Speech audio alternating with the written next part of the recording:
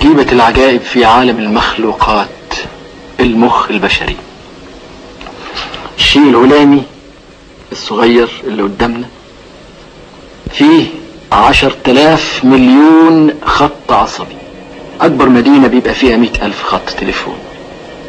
مدينة المخ فيها 10,000 مليون كابل بيشتغلوا في وقت واحد، يبعتوا اشارات ويستقبلوا اشارات.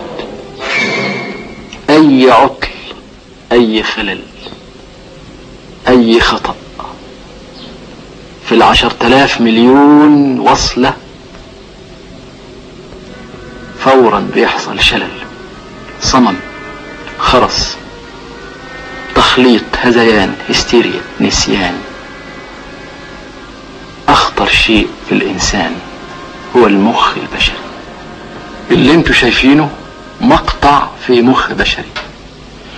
ده مركز التوازن، مركز البصر، مركز الحركة، مركز الذاكرة، مركز النوم، مركز الدورة الدموية، مركز التنفس.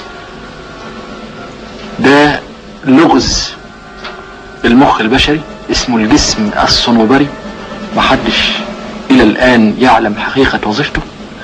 المخ اللي انتوا شايفينه في حالة الحياة بيطلع منه كهرباء، ذبذبات كهربائية ممكن تسجيلها، شفرة يقرأها الطبيب، شفرة كاشفة عن عالم الأسرار داخل المخ.